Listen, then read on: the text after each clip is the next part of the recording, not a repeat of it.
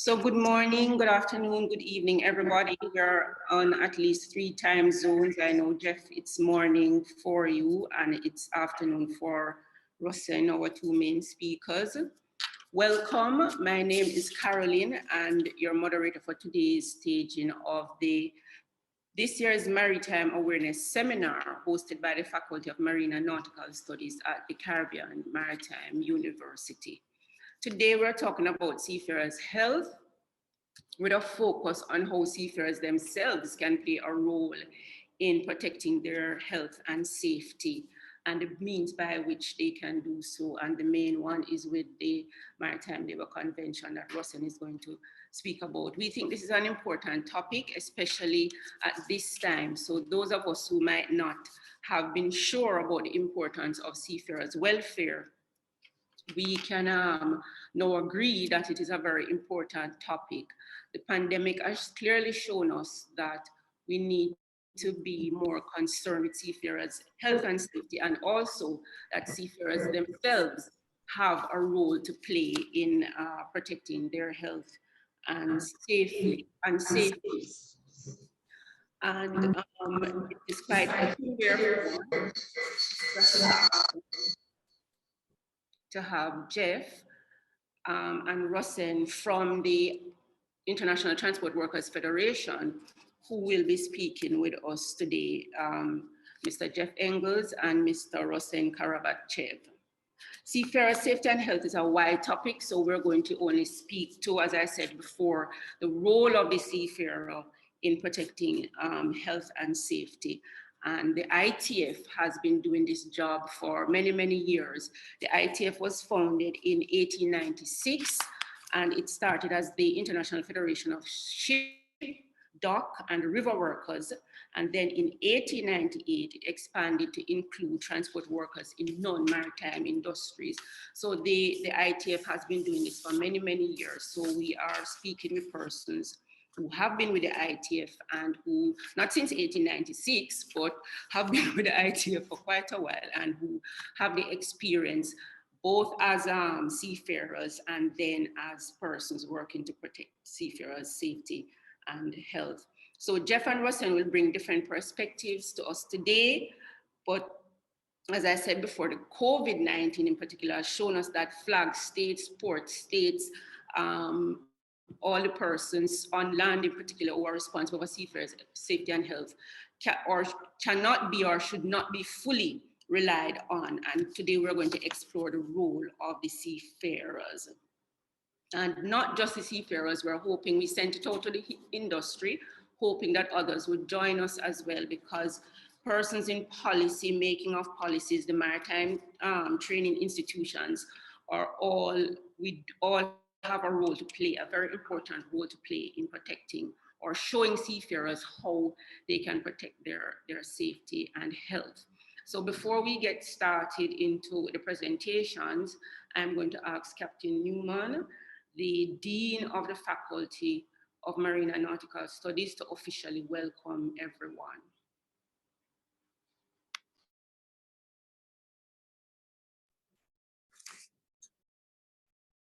Thank you, Dr. Graham. Pleasant afternoon, all, and welcome.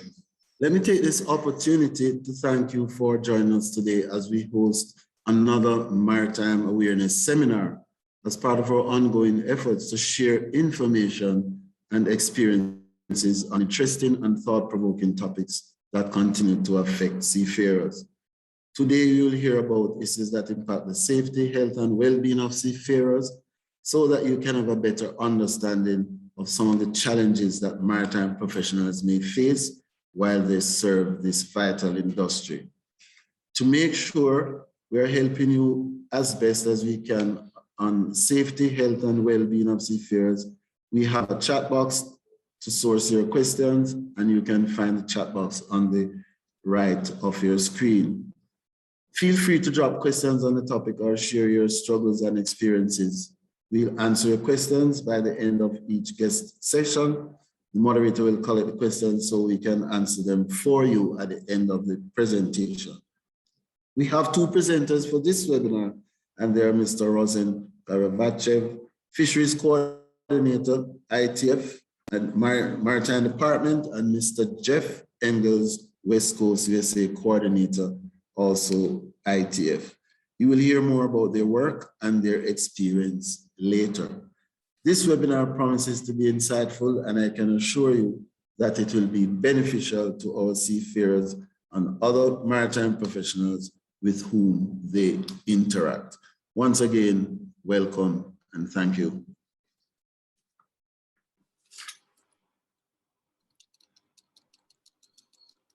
Thanks, Captain Newman. I am going to introduce our first speaker, and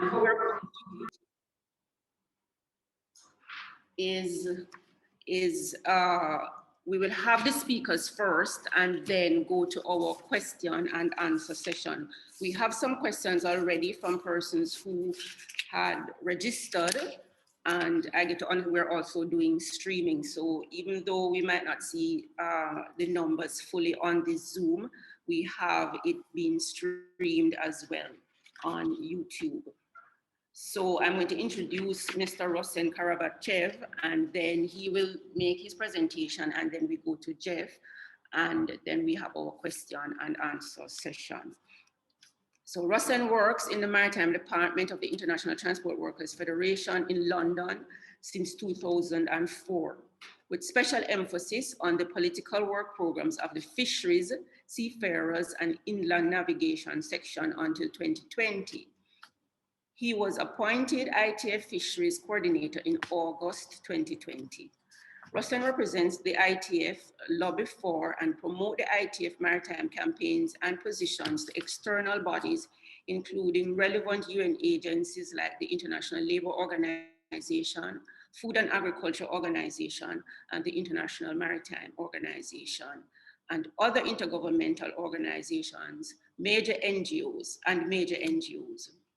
He was actively involved in the ILO's work in the fisheries industry and the processes of adopting the Fisheries Convention 2007. He's also involved in the follow promotion, ratification, and implementation activities of both the Fisheries Convention and the Maritime Labour Convention. Originally from Bulgaria, Russen graduated from the Bulgarian Naval Academy with an MSc in navigation in 1982. He holds a captain certificate for ocean-going ships of up to 3,000 GT gross tonnage, in addition to college diplomas in applied mathematics and computer science, and a postgraduate diploma in general law and public administration. Welcome, Russen, and the floor is yours. Thank you, Dr. Graham. Can I share the screen, please?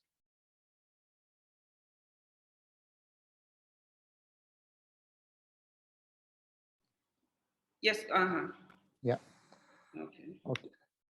Thank you for inviting me to this seminar. I'll start with the short presentation of what the Maritime Labour Convention is all about, and then my esteemed colleague Jeff will go into the details and how to protect the and improve the safety and health of seafarers. So in general,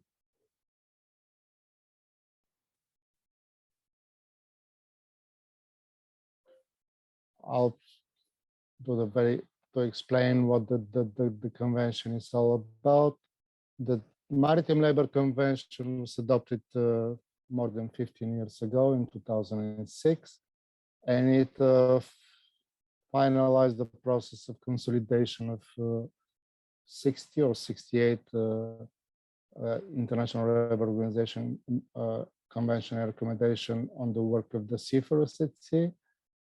The idea of the convention is to set the minimum requirement for seafarers to work on board the ship, and for you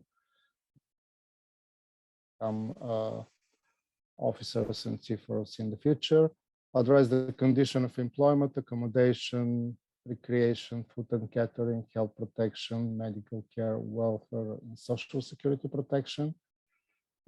try to make sure and promote compliance by the ship owners and give the governments flexibility to implement the requirements.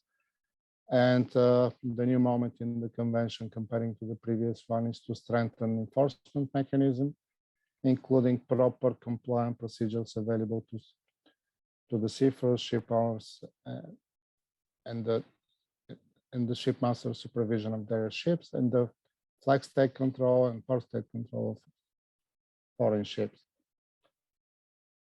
The reason it happened, the first maritime related convention was adopted in more than 100 years ago in 1920, and many of the existing conventions needed to be updated to reflect the working condition in the industry. In the meantime, in the last 70 or 75 years, happened the increased internalization of ship register and the appearance of lack of convenience and more difficulties by the national administration to control the situation on board these ships. Changes to ownership financing and the rise of ship management companies resulting in significant shifts of the labor market for the seafarers, which by the way, there is more than 2.5 million competent seafarers and certified seafarers in the world in the merchant shipping, of which 1.6 are involved in international merchant shipping. Development of mixed nationality crews in the highly organized global network linking ship owners, ship managers, and crew managers. And there was the urgent need to provide a level playing field and avoid exploitation of seafarers at sea. And then increased rise in complexity in the maritime workplace, place that has an impact on the overall health and social security of the seafarers. Advantages of the convention itself, one was it was adopted, that it was effectively developed comprehensive set of basic maritime labor principles and rights, and also dialogue fundamental rights to workers was incorporated in the convention. The convention itself is quite clear and spell in one place in clear language what are the basic employment rights of all the seafarers on board, give the opportunity for the seafarers to be better informed of their rights and what remedies are available to them, and improve enforcement, improve enforcement, minimum working and living condition all across the world. Then it introduced in the Title 5 of the convention the right to make a complaint both on board the ship and ashore, and then secure this way the situation and the conditions to be seafarers to be properly defended, and then identified who is the ship owner and who is in charge and who is responsible if something goes wrong on board. Since it combines and consolidates more than 60 conventions, it's combining the best of the old with the new approach, which is a codification and proper full coverage for the work on board. It combines the core standards in the existing Maritime Labor Convention with some new format to achieve universal acceptance. Today, the Maritime Labor Convention is covering more than 95% or even more of all the merchant ship above 500 gross tons.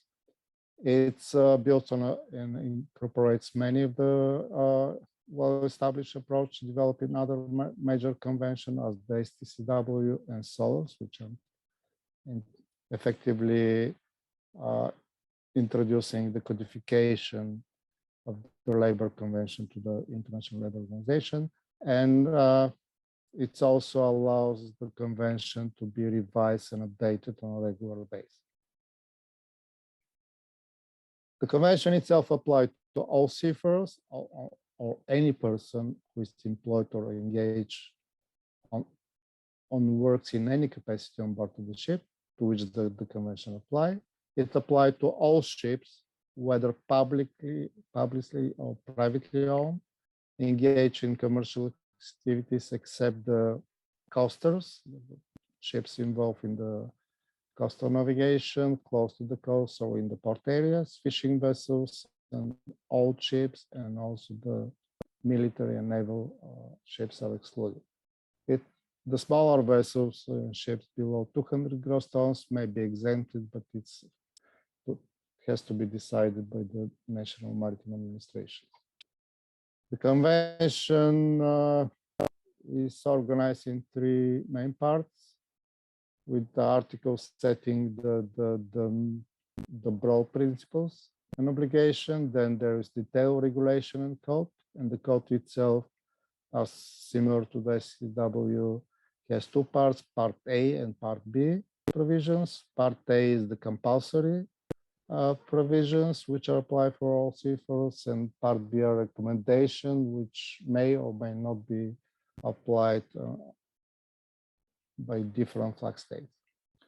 Then these regulations, standards, and guidelines, which are standards in Part A and guidelines in Part B of the code, are integrated and organized in general areas in 5 different titles. Minimum requirement to work on a ship for seafarers, which is Title 1. Title 2, conditions of employment.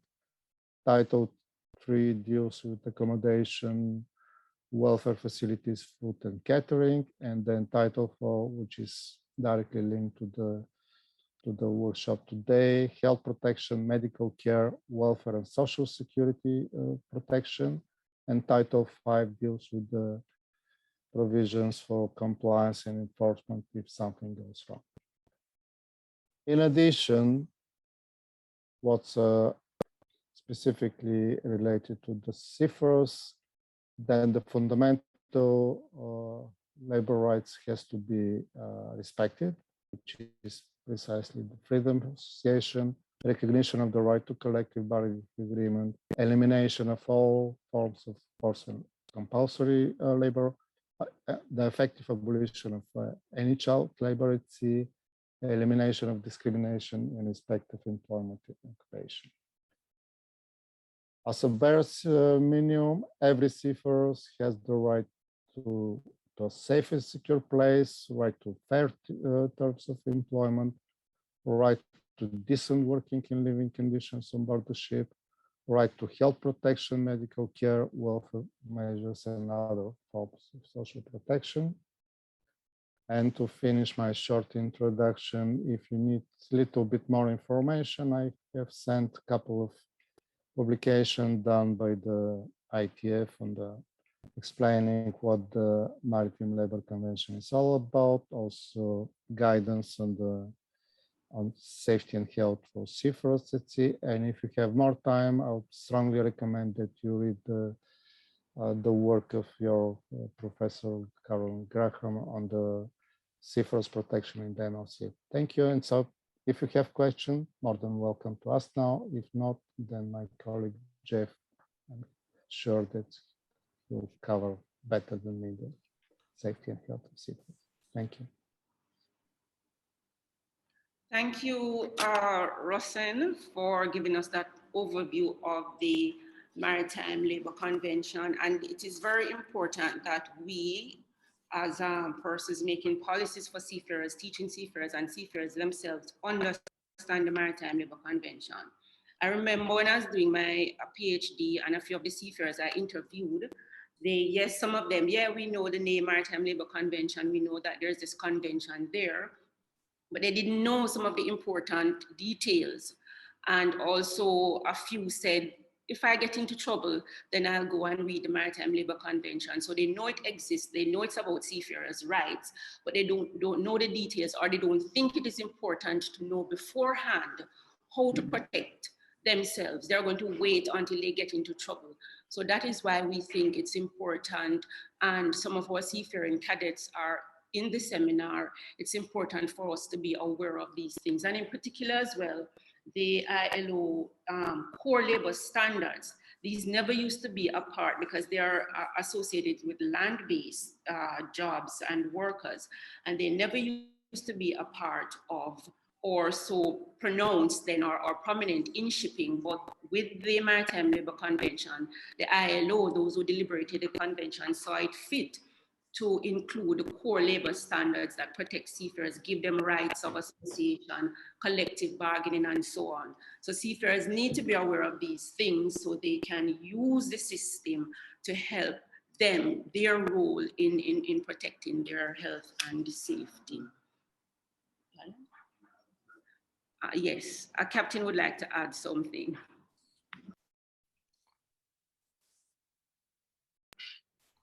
Thank you, Dr. Graham. I just wanted to add that, yes, it's a very important topic for our seafarers. And I'm happy to say that in our faculty, I'm teaching maritime legislation. So I ensure that the Maritime Labour Convention is shared with them. We go through, we use quite a lot of examples and role play in order for our cadets to get a better understanding of the MLC 2006 convention.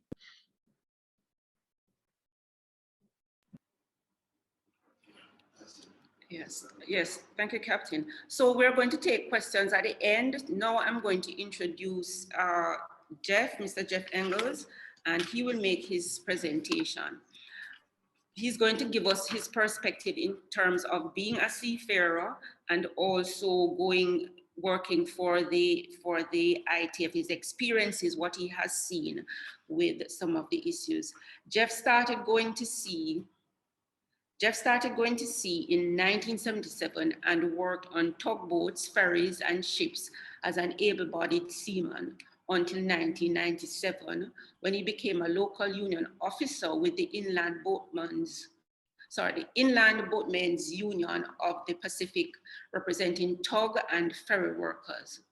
In 2004, he became the West Coast USA coordinator for the International Transport Workers Federation, representing seafarers from around the world on flag of convenience ships. Jeff has negotiated union contracts, organized workers, and interfaced with seafarers from around the world. Jeff lives in Seattle. He's married, likes baseball and American football, and loves to travel. Welcome, Jeff. Well, thank you so much, Carolyn. I'm so glad to be here at this presentation, Captain Newman and everybody else who's out there in Zoom land. I appreciate getting a little bit of time to put my perspective out there, which may be slightly different. I'm not sure if I'm on the main screen or not now anymore, but I guess it doesn't matter. You can hear my voice, I suppose. As Carolyn mentioned, I came about all of this sort of by happenstance. I went to sea as a young man and began to travel around the world and learn about the life of a seafarer and the hardships of being a seafarer and the wonderful adventures and experience of being a seafarer. And I was a union member, but not really active in my union until 1987, when we had a strike against a tugboat company, Crowley Maritime, a 9-month strike, and I got involved on the picket line and in negotiations, and began to learn about trade unionism and put it together about the fact that without the trade unions and workers themselves, the seafarers, being organized, creating their own union, that the rights of seafarers, the wages, etc., would not exist. And that was very good lessons that I took with me all the way until I became a union official in 1997 locally here. And then when I took the job in 2004 as an ITF inspector, and then actually I became the coordinator of a team of inspectors on the West Coast of the United States. My background as a seafarer and a union official helped me, but I was soon thrown into the international world of flag of convenience shipping, with crews from all over the world, owners that were hidden behind flags and various other schemes, cargo that would be shared, cargo sharing agreements, and problems that were very different. It became very apparent right away that seafarers on flag of convenience ships, even the officers, were living in a more of a oppressive situation for the most part, where the owners of the vessels who intentionally created a flag of convenience system in order to avoid taxes, wages, and strong trade unions, kind of had a way of ensuring that they got their way. By that, I mean, people were scared and still are to speak out for their fear of being blacklisted, secret little memos that they'll put in a file somewhere so the manning agents won't ship you out again. And if you're a real troublemaker or a drinker or a fighter or something, that's understandable. But if you became somebody that would speak out about safety issues or your pay or your overtime, you could be put in that category too as a troublemaker. And of course, these ship owners, many of them, liked it that way. They didn't want to have militant trade unions from the industrialized nations and around the world on board their vessels anymore. And that stands today. So that's a little bit of the background. I have to say that the Maritime Labor Convention hasn't been passed in the United States where I work. We still can utilize it by contacting the flag states when there's issues. But our US Coast Guard, they don't apply it here. So I'm familiar with it, and I use it with dealing with the Panama or Liberian flag. And I've showed seafarers how to write complaints, and they've done it a few times. And it's wonderful, perhaps in some of the European countries or Canada, where they or even Brazil, where they have strong trade union involvement in their governments. Not quite sure how it is down there in Jamaica, but in the United States, we aren't really social partners. The term, when I started with the ITF, they talked about social partners, which was government, labor, and business in a tripartite setting like the ILO. Well, mostly in the United States, there is business and labor, and we struggle. It's a struggle. So it's a little different, and it varies country by country. So I have found the Maritime Labor Convention to be a tool to help seafarers.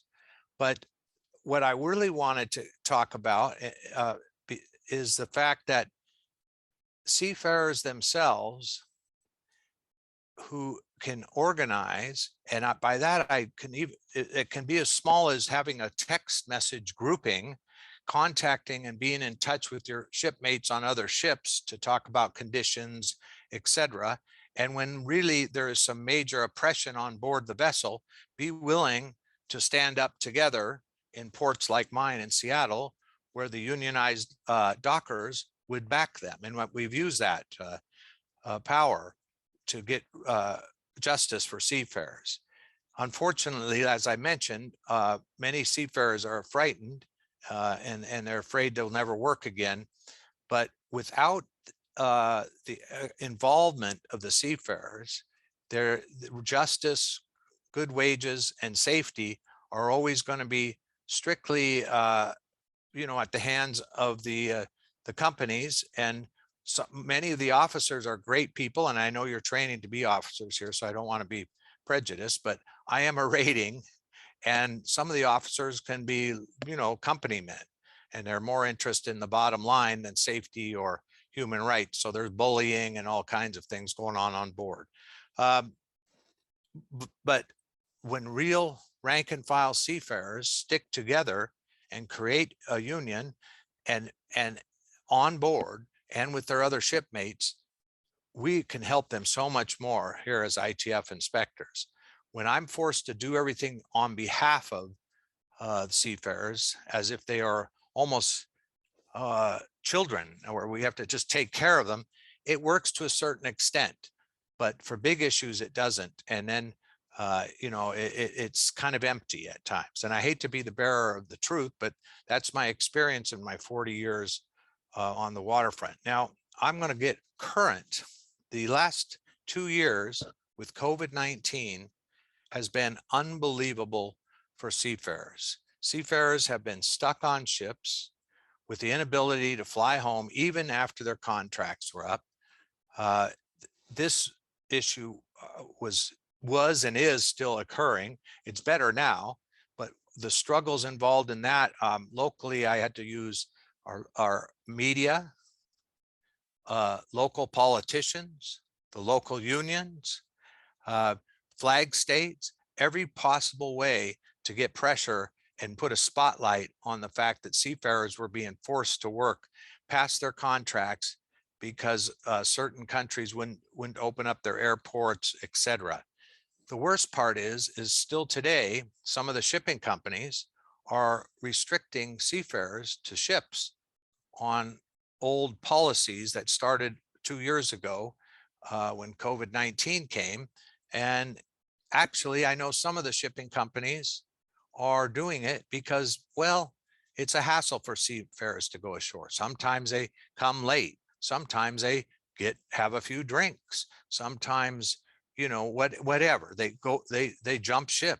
So many of them are using the COVID-19 as an excuse to force seafarers to stay on board. And as a seafarer, I can tell you, and for anybody who's been to sea, having a little break from the routine and the same people and those metal walls is vital, and it's an international right. So that's something that I'm working now with my team of inspectors on, and we're recording all these policies, and then we'll try to, you know, move it up the chain to get some pressure on them. Of course, even more current now, and this is just like, I don't know how I ended up, we went from COVID to war.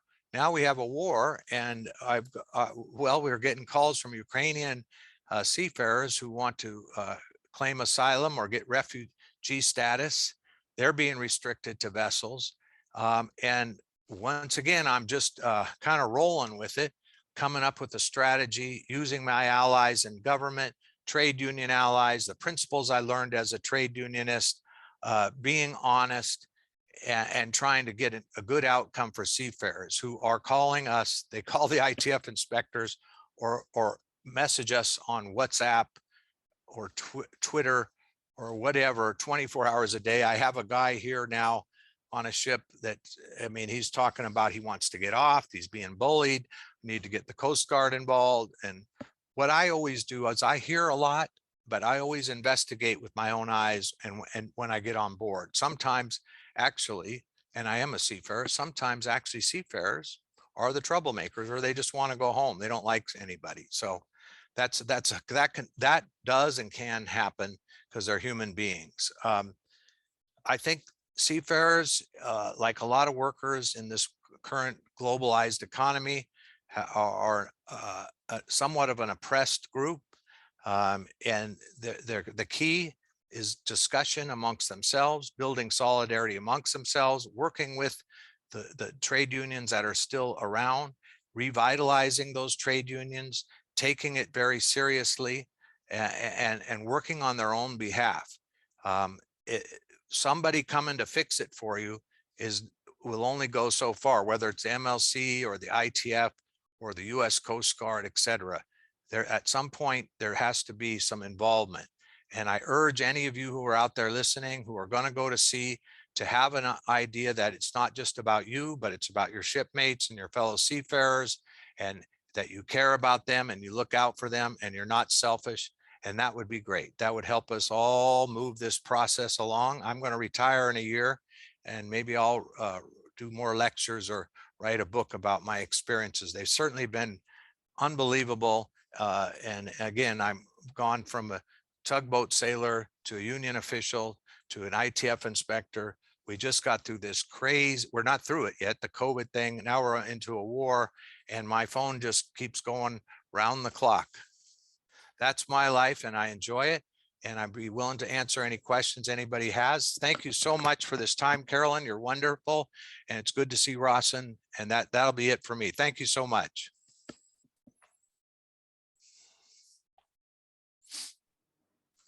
Thank you, Jeff, for that insight in terms of your experiences, particularly as an ITF inspector. Now we're open to questions. If persons have questions and you didn't submit them ahead, you could put them in the chat. And I also have some questions that came in. So I'm going to start us off while I wait for the persons on Zoom, if they have any questions to add. And this might be for both Rawson and Jeff. Somebody asked, why don't seafarers rise up and unite? Some, Rawson had mentioned about seafarers being afraid to speak out, and also Jeff. So if we could start with those, both of you, why generally, why don't seafarers just rise up and unite? If you could explain a little more about whether or not this is possible or how it can be done.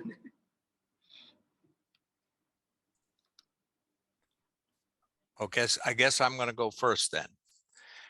Why don't they? Well, that's a good question. I think like I had mentioned, it's out of fear. They get potentially blacklisted, so they can't work again. And the traditions of the maritime trade unions have died down. It's not the 1930s and 40s and 50s when there was more old timers passing on the history of struggles and strikes and how to look out for their fellow shipmates, etc. So I'm finding a different culture on board where it's a lot of the time it's about, being online and not being so much of a good shipmate. But there is good hearts out there. There's always good people. It could start at any time. The next generation is certainly welcome, or the current one, to begin to just build organization. Look out for your fellow worker. These are very simple things, but maybe they're not taught in schools or anywhere. So I'm not sure why they don't, but they do now and then. Every now and then they'll strike and set an example. So I haven't given up hope. Maybe Rawson has some thoughts. Thank you, Jeff.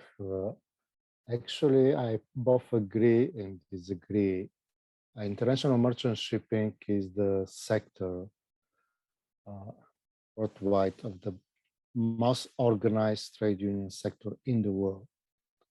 The union density in the merchant marine is somewhere around 70-75% of the seafarers at sea are members of one or the other organization, and 30, 40, or 50% of them of seafarers worldwide are members of the unions which are affiliated to the ITF. What is lacking is the active participation by the seafarers in activities of the unions. There are quite a lot of unions, not big percentage, but exist, which are quite active and militant and are fighting very strongly for their rights. Jeff is representative of one of the unions in the States, and there he mentioned the Brazilians and some other unions worldwide which organize the national fleets, are quite active and interactive. What is actually happening due to the flag of convenience campaign, there were huge, the vast majority of the crews are multinationals. They're far away from their home country, which may make the communication and effective organizing activities and going on strike or any industrial action much more difficult. This is the negative part. On the positive side, through the years, the life of the seafarers has become, from one point of view, not so exciting, being stuck on board of the ship. But then the conditions improve considerably comparing to what I remember 30, 40, or 50 years ago, which somehow make the seafarers and ordinary seafarers or the ordinary officers are reluctant to be proactive. The duration especially for the officers of the contract, felt sharply through the years. Myself, I was 11 months per year in the 40 years ago, and that was much better than some of the developing countries. Now they're speaking about 2, 3, 4, 5 months at sea, which, and then the increasing holiday and leave at home make the seafarers in international shipping much more reluctant to get into active action unless they're mistreated, and they prefer to go back home. The question is, yeah, why not, if when they go home, do not spend some time to discuss the issues and to make to have their input in improving the situation for the future generation. That's my short answer.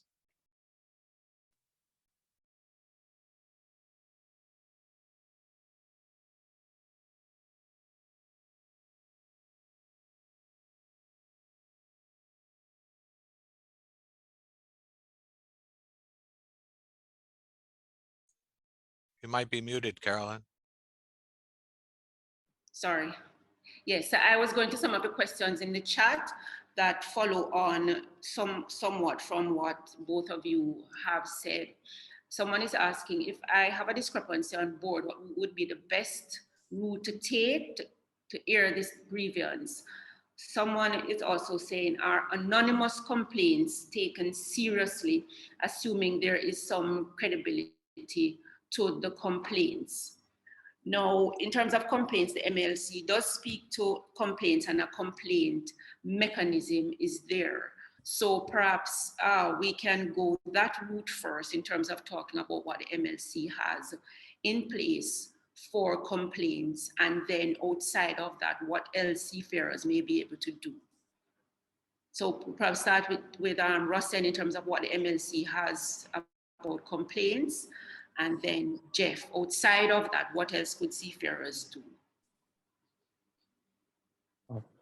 As per the MLC, any seafarer is entitled to make a complaint if he is not satisfied with the condition. So he has two ways. One is to make the complaint and raise the grievance on board, which is generally in the convention said that he first has to follow this route. And then if he's not satisfied, or in the meantime, he has the right to complain on shore. And this can be done, and then the complaint to be raised with the competent authorities by whoever has interest of the safety and health of the seafarers, like the 150 ITF inspectors. If they receive complaint, they have the right to relay the message to the port state control or to the flag state control. On the second one, on anonymous, I don't know whether Jeff will agree. Spending 10 years on a national level in my country dealing with complaints, and then occasionally while working in London, I am not very happy with dealing with the anonymous complaints, because this makes the life much more difficult to make the case. If you make the complaint, then make sure that if you're afraid to speak to the national authority, speak to the ITF inspector and tell him that you want to be anonymous, but then he has to know to whom to rely on, and to make sure that he'll make the best possible action in support of the complaint and the seafarer. Over to you, Jeff. Okay, well, yeah, I'm going to touch on this anonymous question first. I suppose, if you were filing with the flag state authority through the MLC forms that are available, that's okay. I can say this: when I get a complaint from one or two seafarers and I'm going to go aboard a vessel, what I try to do is do a general inspection and then sort of pretend that I happened upon this issue, rather than come right in and say, Captain, Miss Smith has been complaining because she isn't getting any good food. Miss Smith is not getting overtime, because in this flag of convenience world that I work in, then they put the finger on that person, right or wrong. That's terrible and it's wrong, but it's just the way it is. So there is a way for me as an inspector to keep it anonymous to a certain extent. And that's a real trick, because once I finger that person, well, then it's a big problem. But if there was a rape or somebody got beat up or they haven't been paid in 6 months, we have to use names then, and that's the risk that is taken. Also, I want to concur with Rawson. Always the first thing is on board. You have to try, even though sometimes the person that's on board is the one that is harassing you or bullying you or stealing your overtime or forcing you to do things. So that can get very, very tricky, which brings me back to when seafarers themselves are united around injustice, and an injury to one is an injury to all, and they stand together and back each other up, then things seem to get accomplished. And then you come into a port where there's organized dockers and you are willing to stand together, they will back you too, and we can struggle together. So I hope that helps somewhat. There are no easy answers, by the way. Yes, there are no easy answers. Following, I'm going to ask this from one of our persons who signed up. Is the industry discussing how, because yes, we are looking at the role of the seafarers, but they also have to have enabling legislation to take the actions. Yes, there is a complaints mechanism that you just described on board, and the MLC did point out that first, the seafarer, because I remember reading the meeting documents that were the discussions when they were discussing the MLC. So there was a long discussion about the complaints mechanism in particular. And of course, the seafarers representatives, they understand the power difference on board between the regular CUSAO rating, and some of even the officers can not necessarily be too nice, depending on the culture as well. And the seafarers wanted to have a mechanism outside of the ship owner's influence, but then they agreed that on-board complaint mechanism should be exhausted first. Now, because we understand the issues and that issue of power, seafarers being afraid to speak out and all of that we have spoken about before, is the industry with that recognition discussing how to make the regulations even stronger. And with the COVID, we realized that seafarers are almost on their own. And there are some things they can't do anything about, some things, but are there any discussions to have more enabling regulations so seafarers can better help themselves?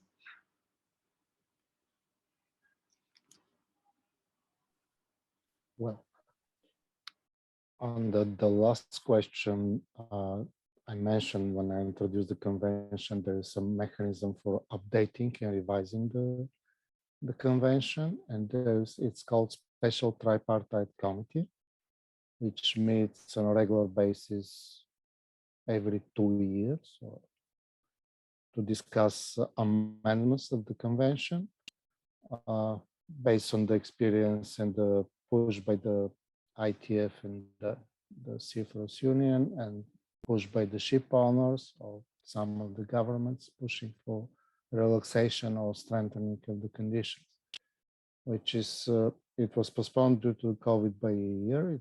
The next one will happen in May. I'm not aware what will be the outcome. One of the proposals made by the ship owners, which I strongly disagree and hope that it's not going to get through. And with the COVID, we realized that 2 or 3 years to make the rest period on board to be divided in three, which is some of the question raised, how to make sure that there is no fatigue on board, which you have to have at least 10 hours interrupted rest in 2 pieces to be able to sleep. Some of the proposals made 2 years ago was actually addressing the issue of piracy and making sure and making compulsory for the ship owner to take care of the crew, including wages, and to try to secure the safety of the crew, and then the wages until if he someone get abducted by the pirates. Miss, any questions? Jeff will add something. Well, I'm going to continue to reiterate that we can have the best legislation and the best rules and the best policies at an international meeting somewhere in London or Geneva, and with all the best intentions by even some good ship owners and good countries, and of course we hope in the trade unions, and yet application is where we're having issues. Making it really effective for the seafarer. The good shipping companies, even if they're FOC, have a tendency to follow the rules, pay the money, make sure people aren't treated poorly, etc. But there is companies in the middle who may go either way, or may let a bad captain or chief mate get away with things that are inappropriate. And then there's a third or so of the world's fleet that's terrible and abusive and all kinds of things going on there. So I'm not sure, again, with just having the right legislation that's not applied, that we're going to get anywhere. And that's where the new people coming into the industry need to be informed. They need to learn to look out for one another and have that human concern for human rights and labor rights, which will be a big start. The word labor and unions, at least in my country, has become a bad word, which is terrible. So there's my opinion. But I'm an old left winger from Seattle, Washington, on the very west coast of the United States. This isn't Alabama or Texas out here. So what the message we're getting then, we could have the best legislation in place, but the seafarers, they do need to take a role. And as I said before, some of them don't feel that they need to know about their rights until something goes wrong. And I don't think that is the point at which you're going to scramble around to find out what exists for you. A lot is there, even if it's the minimum, but seafarers who are listening, you need to make the step forward. And again, we have some more in the chat asking about blacklisting. And if you're blacklisted, how do you go about getting off the blacklist? Or how would you know that you have been blacklisted? How do seafarers know that, Jeff? Okay, I'm going to try this. By its very nature, these secret lists are just that. They are not put on Instagram. They're not sent directly to the seafarer and say, we're sorry to tell you this, that we are going to recommend that nobody hires you because you raised a lot of hell around some overtime. So, and that's where it becomes difficult. The manning agents that do use them can be isolated using the MLC, because we can hold the shipping companies responsible that they're fair, and that's a whole process there. So the MLC is very helpful in that way. But the deviousness involved with certain people that sell jobs to people, play favorites to certain individuals, take money from both the ship owner and the seafarer to get jobs. These sort of individuals who have been addressed in the MLC, again, to try and get some of them sorted out. And ITF has recently helped put one of them out of business in the Philippines. These are some real funny people, and they're not to be trusted, and that's a big problem. So there generally is no, hey, it's the third Thursday of the month. Anybody on the blacklist who wants to just, put on a smiley face will consider you. I have never heard of that, but people have been blacklisted, and then we've worked around getting those people jobs with other good manning agencies if they were wrongfully blacklisted. I hope that helps. Okay, hope it helps. Yes, I've heard that there are these lists, but nobody can tell who made them up, where they are. Go ahead, Rosen. Actually, yeah, that Jeff is right. So blacklist exists, what we're trying to do, if we are aware of agency doing blacklisting, and if there is evidence that this evidence will be, the agency will be taken to court, the agency itself will be, or the ship owner will be blacklisted by the ITF, as is happened on a regular basis, as Jeff mentioned, and to make sure that all the other crew manning agency will read carefully the regulation, which is explicitly said that it's illegal to blacklist and to provide information to the other agency on the specific question. So we are not allowed to share the information between the agency, which anyway happened. If you smell or some crew manager try to intimidate the seafarer, if the seafarers get in touch with his union rep, then the union rep has the strength in most cases to go back to the agency and say, yeah, would you like to lose your license or your ability to hire crew, or you behave in the future?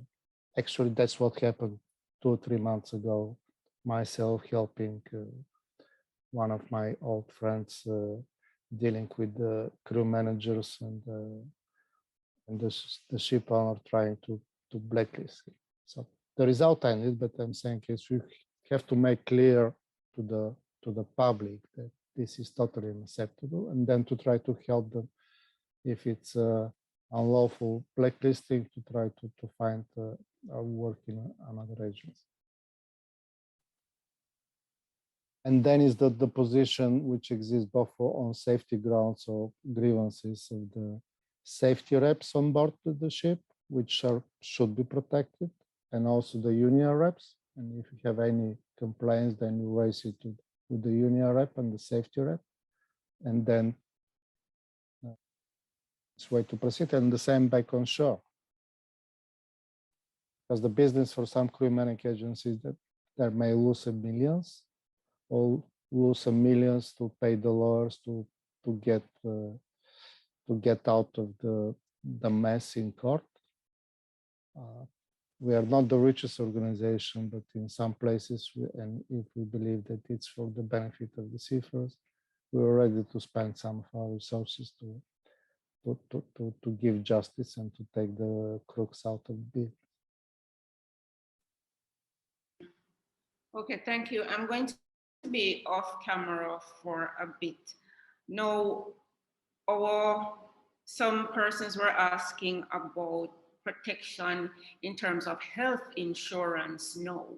So how accessible is proper health care for seafarers? And do they usually have health insurance coverage on land as well?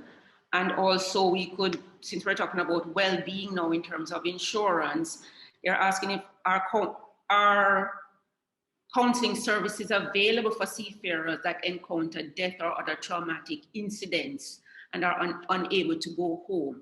So if we talk about the healthcare well-being, we could address those two questions. Perhaps go with the insurance one first, and then we talk about well-being and counseling after traumatic experiences.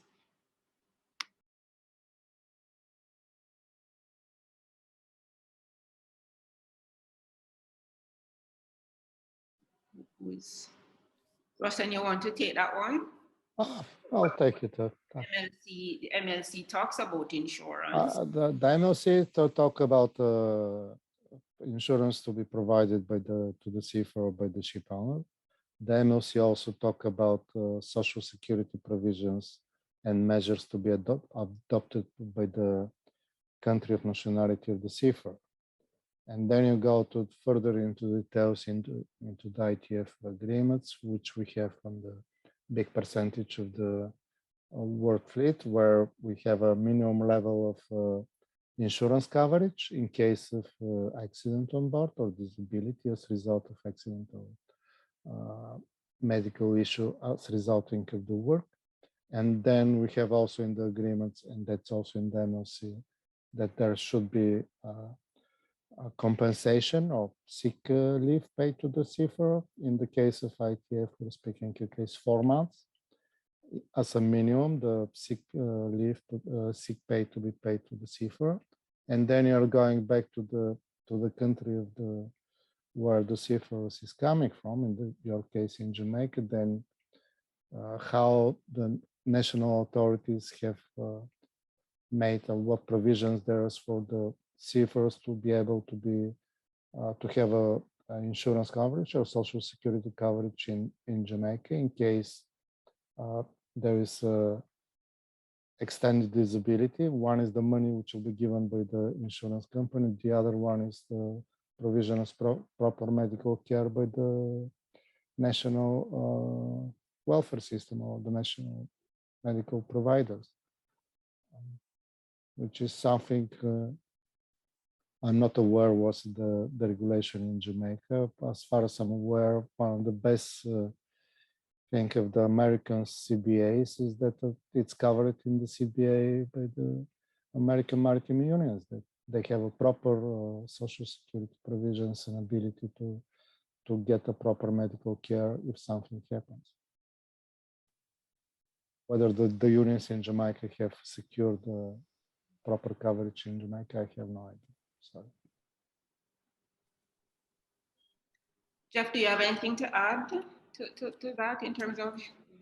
Well, I just wanted to say that many of these laws and provisions that are contained in national and international sanctions and protocols were as a result of struggle by seafaring unions to get them there.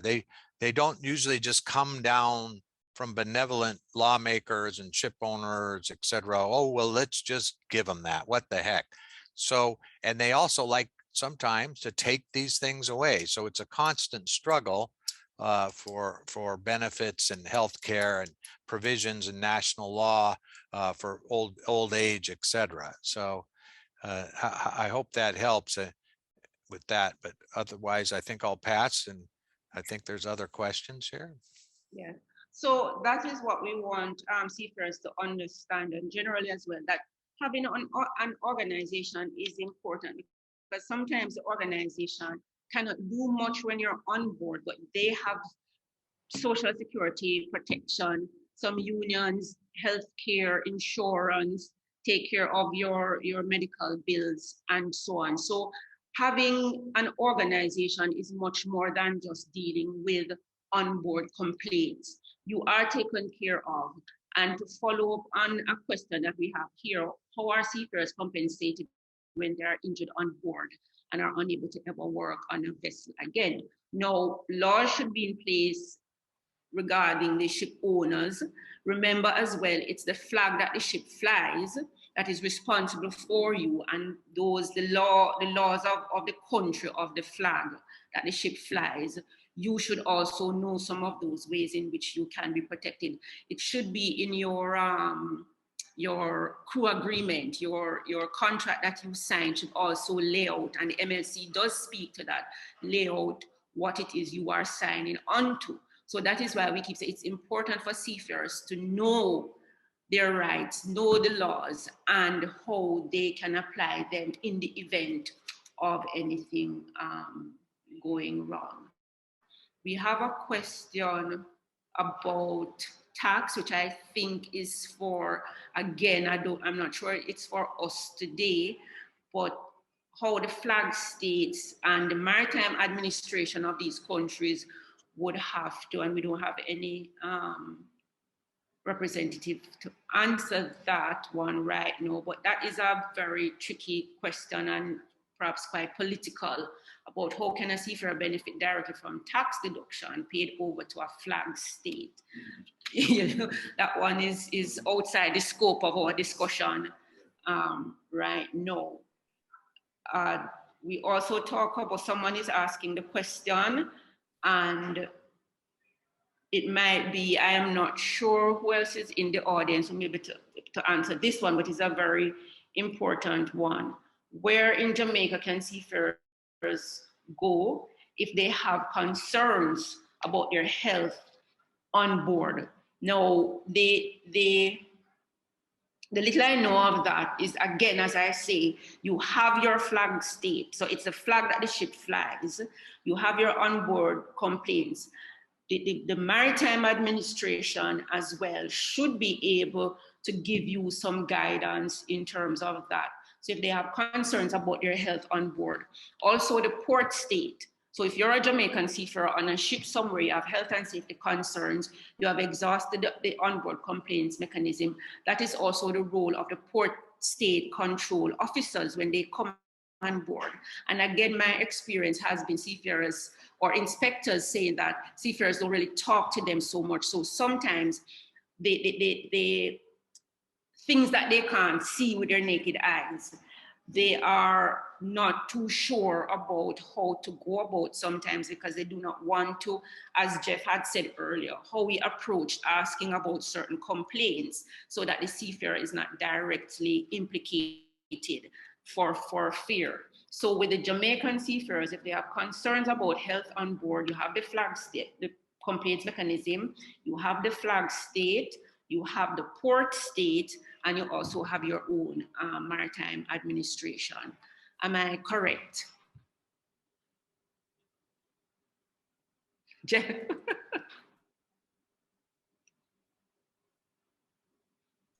I would just add, if you were, I'm just going to guess, but if maybe people in Jamaica work on cruise ships, I think they do. And if you work for a major cruise ship company, the good ones are going to be the ones responsible for your health care, compensation, et cetera. And, you know, Norwegian Cruise Lines, et cetera, they all have collective bargaining agreements, which lays these things out too. And so therefore, the union representing you, in that case would be the Norwegian union, would discuss this with Norwegian Cruise Lines, make sure you get compensated, et cetera. So the actual employer is really responsible, and that has to be exhausted, and you use your union to do it, or, you know, and then going to government officials is how I would do it. But maybe Rawson has something to comment to. Oh, I'll return to the previous question, which is the tax is not covered in Social Security. But then in my experience back home, it took us 7 or 8 years to make sure that the seafarers are entitled to make contribution to the national social security schemes and to be entitled to be treated properly and to have compensation from the government.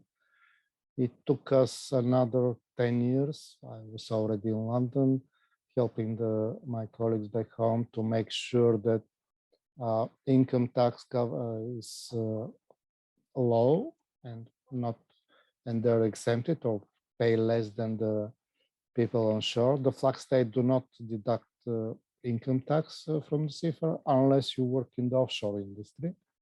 All the others are flag states or flag of convenience prefer not to deal with the income taxes for seafarers. And the majority of the seafarers in Europe, especially, they don't pay income tax because they, after long battles, they secure that if you work more than 6 months away at sea, you're entitled not to pay income tax. In my case, in Bulgaria, my colleagues are not happy because their income tax is 1%, and they're even complaining from 1% income tax. Now the battle after it was secure is to make equal rights as the land-based workers for entitlement to full social security coverage and to full pension. And it goes now for 10 years or more than 10 years to gather some of the good ship owners and the unions are fighting the government. That it's a long process. It takes years after years campaigning to make sure that seafarers are best protected in the most appropriate way. And then you have what Jeff said, that you have to have the proper structure, Yes, and control by the flag state, port state, and yeah. So what seafarers need to understand as well, there are a number, and even outside of that, I'm going back to the counseling and well-being. We forgot to mention or I forgot to mention, you also have a network of welfare providers around the world who are doing amazing work to protect seafarers and the issues of well-being. So sometimes what happens is that seafarers will report, rather than report to like a port state control inspector, they would call the welfare centers in the different ports and report incidents of not being paid or mistreatment on board, and these welfare providers would then report to the local port state control, and that's how sometimes they get some action taking place as well. So those services are also in place.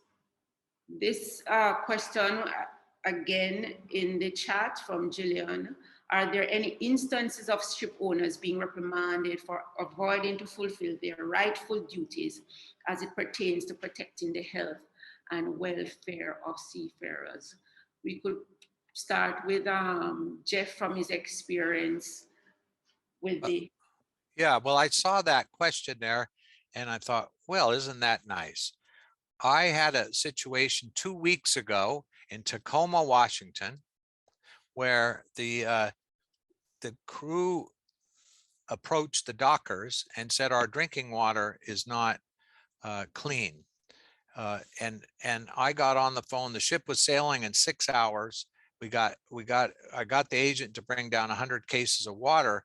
And then I went on the ship and I told the captain, I want to test the water. I had these little water testers, you know, and he refused to do it. And then I told him again, no, you need to do this. And I called the agent, told him to do it, and he still wouldn't do it.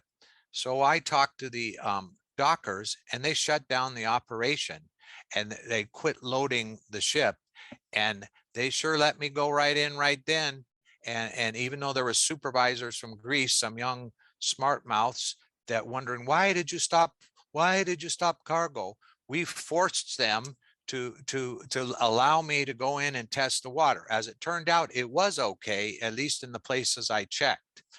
But they got reprimanded, they got spanked. And sometimes you need solidarity from other workers to get the point across. But besides that, on a regular basis, shipping lines are getting forced to pay back money that they owe, etc. But that was the most recent one. And sometimes it just works like that. It really feels good when they say, no, no, no, go away, and you fight back and you win. And you should have saw the faces of the seafarers when the cargo stopped.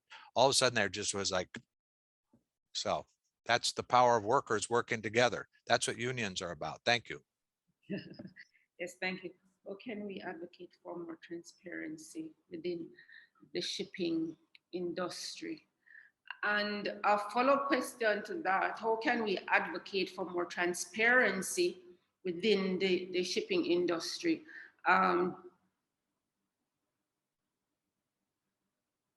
Who specifically, Gillian, the seafarers general or generally?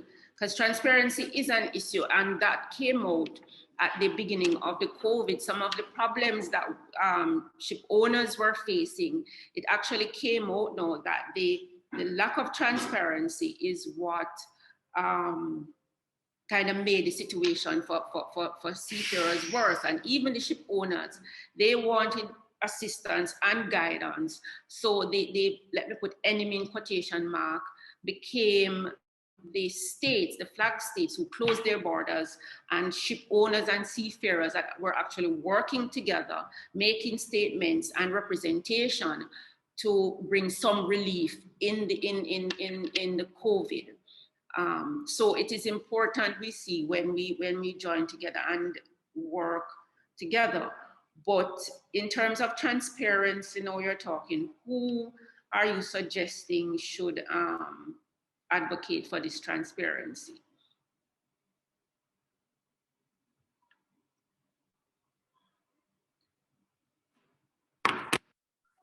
Seafarers. So the question is to seafarers. How can they advocate for more transparency? It's not for the seafarers. Okay, seafarers and their organization. This is part of the campaign of the ITF for nearly 100 years, which initially United States Maritime Union started the battle against the flex convenience in 1927, 1928. ITF itself started the FOC campaign in 1948, 75 years ago. Then, to a certain extent, we may say we lost the battles. We're doing that on a monthly basis, a weekly basis, trying to have a better transparency in the shipping. But then we more or less were successful to make sure that we have a legal entity who is the officially if he is acting on behalf of the ship owner, he will be held liable, the company, the management company, whatever. And if something is not right, then we can block the ship. We'll ask Jeff and his colleague in Seattle to boycott the vessel if we find evidence. And that's, I'm saying there are 150 inspectors and plus several hundred contacts around the world, which are trying to make sure that if something is not right, they'll find a legal means, whether it's by boycotting or asking for port state control or asking other inspections to make sure that the situation is okay on that. I'm saying even if we lost the battle with the flag of convenience, it's not just the ITF itself, it's a money laundering and the campaign against the money laundering, the big guys ripping off some countries and running away and buying football club or baseball club. It's major problems all across the world. Rose, none yours as well? Okay.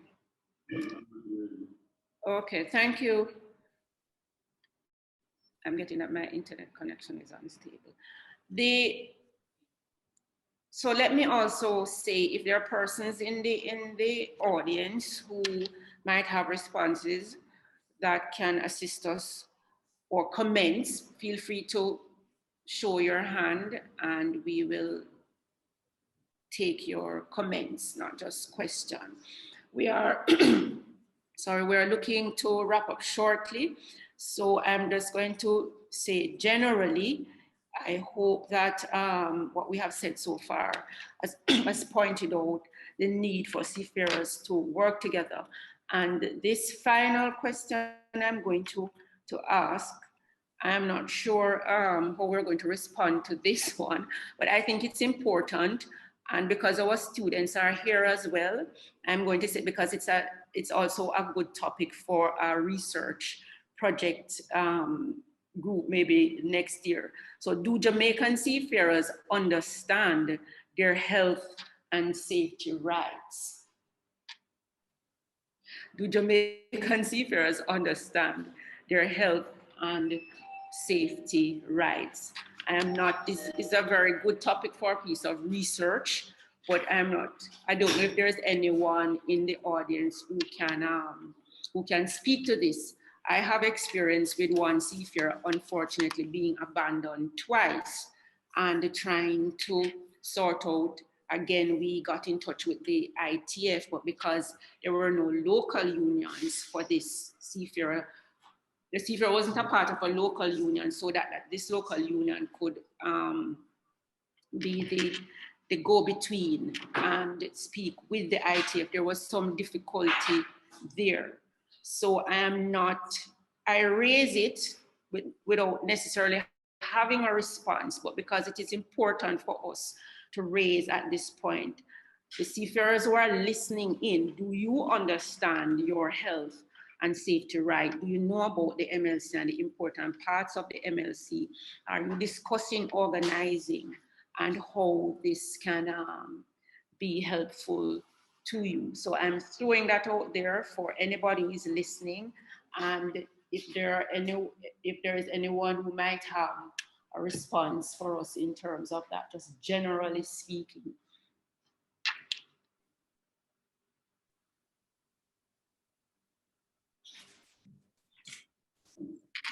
Thank you, Dr. Graham. I don't think I have the best answer, but I just weigh in on that topic. I think the modern seafarer in the Jamaican context is becoming a lot more exposed and getting a better understanding of their rights through the collective bargaining agreement or any kind of contractual arrangements that they would get involved with. So I think, and with the help of the Maritime Authority of Jamaica, there's a desk for the welfare of seafarers. So it's just for us to continue to press on and ensure that our seafarers are aware of what their options are in terms of getting help and to be knowledgeable about the circumstances in which they are getting into. And I think this will bear fruit over time as we continue to have these webinars to expose. And I'm a little disappointed in the registration of our cadets in terms of missing out on such important information that would prove valuable to their careers and their professional development. Thanks. Okay, so that was our final question. And I would like to thank Jeff and Rosen for coming today and giving us such insight. So there's a final, can someone address the consequences of seafarers signing on ships as independent? Oh, yes. Our final question then, can someone address the consequences of seafarers signing on ships as independent contractor? If Jeff understands that, personally, I don't understand it being an independent contractor. Well, in the United States, when you get jobs where they don't want to pay any benefits. You're muted, Jeff. Oh, sorry. No, I don't think. How's that? Is that better? Yes, it is. I can say that in the US, when somebody gets a job as an independent contractor, that means they don't want to pay any benefits. They just want to give you cash, and you're supposed to do your own taxes, etc. And it's not a good move. But I also would say that signing on a flag of convenience ship almost anywhere in the world fleet, you don't have the benefit of being protected by your own national flag or a company where the beneficial owner is attached to that flag. So in many ways, you are a independent contractor. You're out there in the world, but this independent contractor is not a good thing. That's like nobody has responsibility for you. You're on your own. That's what that term means to us here in the States. Thanks. Okay, I had the question on my paper and it says the Jamaican perspective. Is it signing on, you're a Jamaican seafarer and you're signing on as an independent contractor anywhere in the world or in Jamaican waters? That would make a difference as well. Rustin, do you have a response for that one? Not necessarily the Jamaican perspective, as I was saying, that there has to be, we would have to know what happens specifically for that. But generally, when someone signs on as an independent contractor, or does it affect welfare? Actually, this question was discussed for years on a cruise vessels because they try to reduce the costs on cruise ships by claiming that the catering department are independent contractors. And it was agreed that as long as Madonna comes to sink on board, she's independent contractor. If you're doing a regular job on board, whatever job, it's obviously employment contract, irrespective of whether you work on commission or not. So the entertainers on ships are considered independent contractors. The same happened with the security guard providing special services. It's nobody is going to negotiate for the life of the people who are risking their lives. So they're also independent contractors. And some surveyors may be independent contractors, but if you work on a regular basis on board of the ship, you're seafarer. And it just like Jeff said, it's excuse for some of the ship owner to reduce the cost. Okay, thank you. Yes, so before that, I was about to say we are wrapping up now. Thank you for those questions, very good questions. And if Jeff and Rosen has any final word for us, let us start with Rosen. Any final word in wrapping up today's session? Oh, very short and fast. So many thanks for inviting me. I used to be a lecturer myself. Enjoyed doing lectures and discussing with the students. I would rather prefer to see the faces and the people in a big room instead of looking through the names. So maybe next time when you do it, I may fly all the way to Jamaica to run the workshop in person. Thank you. Jeff? Well, I want to concur with that. This has been wonderful. Carolyn, you're very diligent. You found me on a comment section of a newspaper, and you got me to do this, and I'm glad I did. I want to just close by saying, if anything, the recent events have showed us that we are an intertwined global economy with a lot of people with money hiding it. We can call them oligarchs, we can call them ship owners, whatever, but it's a very tricky world we're in at this moment. And we've allowed it to get deregulated for people who had money to hide the money. And now it's very difficult. So it's not like it was in the olden days when I was starting sailing, but hopefully this new generation can sort things out, because there's a lot of people hiding money, and it's very tricky.